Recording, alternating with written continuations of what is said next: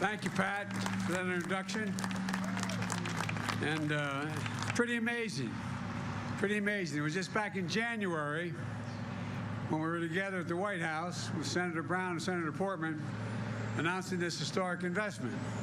In March, I shared the story in my State of the Union address, the story of the Field of Dreams in the middle of Ohio, where America's future will be built. In August, we were back at the White House as I signed the CHIPS and Science Act, one of the most significant science and technology investments in our history. And now, in September, Gov, we're here breaking ground. And thanks for the passport to get to the state, Gov. Appreciate it. All in 9 months in America. I want to thank Sherrod Brown for his relentless work, especially making sure that labor is in on this deal. And Pat just mentioned what Sherrod makes clear. It's time to bury the label Rust Belt and call it, as Pat said, the Silicon Heartland. That's what's happening in these 1,000 acres. I want to thank Rob Portman for being the gentleman and decent man that he is, and for showing that Democrats and Republicans can work together to get big things done for our country. I really mean it. I'm trying to find where he's sitting, but he's a good man. Thank you. You're leaving a hell of a legacy as you leave what you're doing as a consequence of you, in large part. And thanks to the bipartisan group of Ohio congressional delegation here today. Tim Ryan, thank you for your leadership, always representing this to the working people. Thank you, Congressman Joyce Beatty. And, I don't think we could have gotten the infrastructure bill done without Joyce. She was the final capstone. I thought we all thought it was hanging in the balance there. But I don't know what you did that last 4 hours, but whatever you did, you got it done. And Dave Joyce, Anthony Gonzalez, Mike Carey, Tony Balderson for the work in the House. We're also joined by congressional leaders from around the country who fought so hard for this bill. Eddie Bernice Johnson, chair of the House Science Committee. Eddie, this whole bill wouldn't have gotten done without you. It really wouldn't have.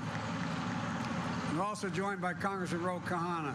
Ro is a tireless champion for American innovation and seeing that workers are part of the deal.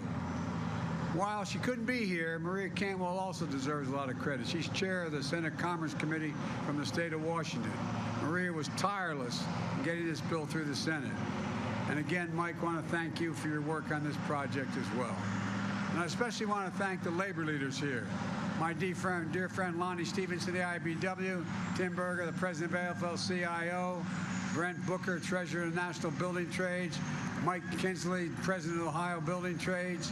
You know, it's fitting to break ground for America's future here in Ohio. Think about it. There's kind of a tradition here. The Wright brothers, Neil Armstrong, John Glenn, they defined America's spirit, a spirit of daring and innovation. Pat Chase laid out Intel's vision that builds on that legacy. A brand new $20 billion campus, 7,000 construction jobs, union construction jobs, 3,000 full-time jobs that will pay an average of $135,000 a year, and not all of them are built. And here's a critical piece. Intel is using a project labor agreement for this investment. For the folks at home, these are agreements that contractors, subcontractors, and union put in place before construction begins. They ensure major projects are handled by well-trained, well-prepared, highly skilled workers. They resolve disputes ahead of time, ensuring safer work sites, avoiding disruptions and work stoppages that can cause extensive delays and down the line.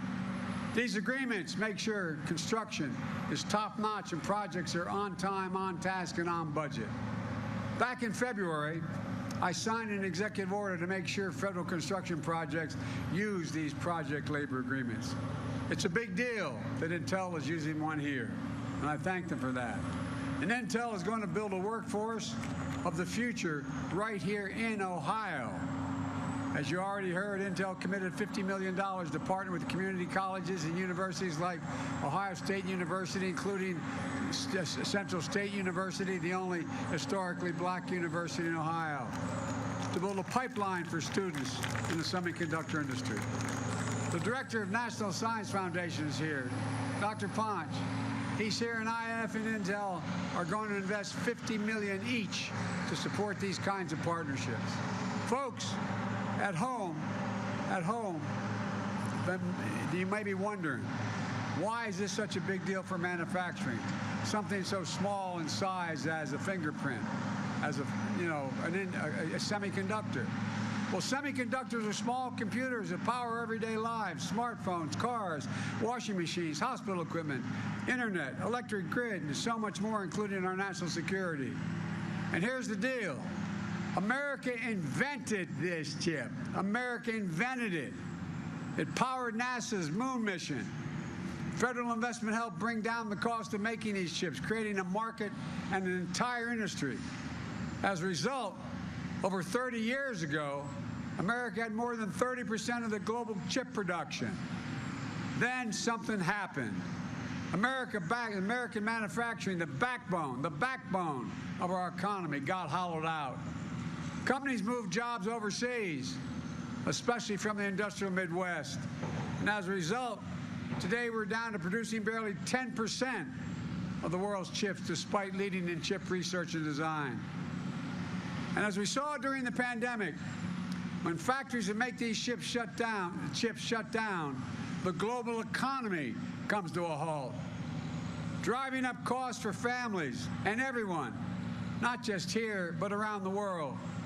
In fact, 1/3 of the core inflation last year was due to higher prices of automobiles because of the shortage of the semiconductors needed to build those automobiles.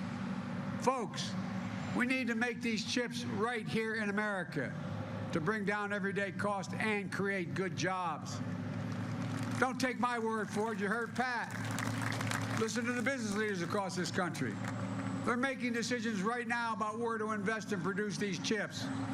China, Japan, South Korea, European Union, all these places are investing tens of billions of dollars to attract chip manufacturers to their countries. But industry leaders are choosing us, the United States, because they see America's back and America's leading the way. Folks, since I took office, our economy has created nearly 10 million new jobs, more than 668,000 manufacturing jobs. Proof, a point that made in Ohio and made in America is no longer just a slogan. It's happening. It's a reality today, and it's just beginning. Because I signed into law the CHIPS and Science Act, we're accelerating the progress.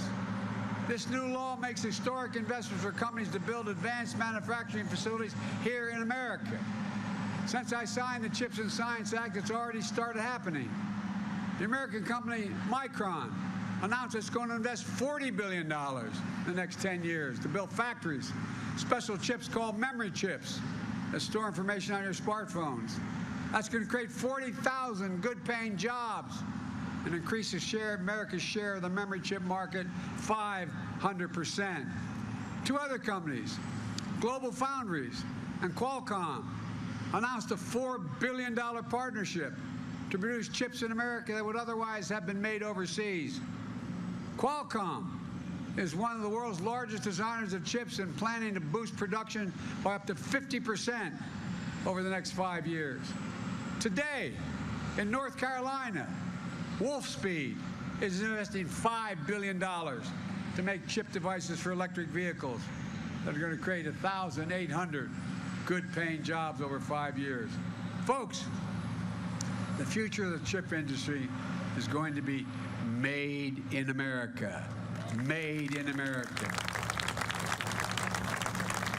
And folks at home should know the manufacturing of these semiconductors connects countless small businesses and manufacturers into a supply chain that's going to thrive, all because of this law. Imagine if we had more of these kinds of factories across the country.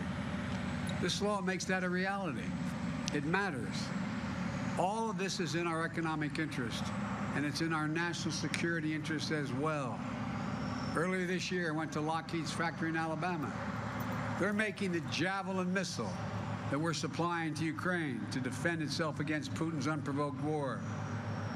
We need semiconductors not only for those Javelin missiles, but also for the weapon systems of the future that are only going to be more reliant on computer chips. This goes well beyond commercial need. Unfortunately, we produce zero of these advanced chips in America. Zero. And China's trying to move way ahead of us in manufacturing now. It's no wonder, which is somewhat unusual, that the Chinese Communist Party actively lobbied U.S. business against this law. Basically, you want to do business in our country, don't do it there. The United States has to lead the world in producing these advanced chips, and this law makes sure that we will. And to be clear, the CHIPS and Science Act is not handing out blank checks to companies. I've directed my administration to be laser focused on the guardrails that will protect taxpayers' dollars. We'll make sure that companies partner with unions, community colleges, technical schools to offer training and apprenticeships, and to work with small and minority-owned businesses as well. We're going to make sure that companies that take taxpayers' dollars don't turn around and make investments in China to undermine our supply chain and national security. You know, we have the power. We have the power to take back any federal funding if companies don't meet these requirements. The law also requires that companies build these semiconductor facilities by Davis-Bacon prevailing wage, so people can live with a little bit of breathing room. And this will ensure tens of thousands of new construction jobs and high-paying jobs, and more often high-paying union jobs. And well, not only will companies use these funds to buy, but they cannot use these funds for stock buybacks and issue dividends. They have to manufacture. And finally, the law is about more than chips. It's about science as well. You know, decades ago, the United States of America invested 2% of its gross domestic product, 2%, in research and development. We led in everything. We created everything from internet to the GPS. Today, we invest somewhere between 7/10 but less than 1% in research and development. The United States of America. We used to rank #1 in the world in research and development. Now we rank #9. China was #8 a decade ago. Now China's #2. And other countries are closing in fast. The CHIPS and Science Act moves us up once again. It authorizes funding to boost our research and development investment back closer to 1% of our GDP. That's the fastest single year of growth in 70 years, but it's still not enough. We're going to make sure we lead the world in industries of the future, from quantum computing to artificial intelligence to advanced biotechnology. Think of the things and the kinds of investment we deliver. Vaccines for cancer, cures for HIV, inventing the next best thing that hasn't even been imagined yet. That's who America's always been. There's something that's really important. We're going to make sure that any company that uses federal funding for research and development to invent new technologies will have to make that technology here in America. And that means we will invent it in America and make it in America. And we're going to make sure we include all of America. We're going to support entrepreneurs and technology hubs all across the country, including historically black colleges and universities, minority-serving institutions, tribal colleges. We're going to going to tap into the greatest competitive advantage we have, our diverse and talented workforce that's urban, rural, and suburban. Folks, I've asked Pat and many other leading businessmen leaders this question. When the United States decides to invest in considerable resources in a new industry that we need to build, does that encourage business to invest as well? And the answer is yes. Overwhelmingly, ask any major business person, because they say if we think it's worth investing in and we're putting tax dollars into it, it has an increased possibility of being usable and workable. Federal investments attracts private investment. It creates jobs. It creates industries. It demonstrates we're all in this together. And I believe there's another reason why companies are choosing the United States. It's because we're better positioned globally than we have ever been in a long, long time. We've seen a faster, stronger economic recovery than any other advanced nation on earth. I met with one of the leading companies, research companies in South Korea. I asked why they're going to invest billions of dollars in the United States.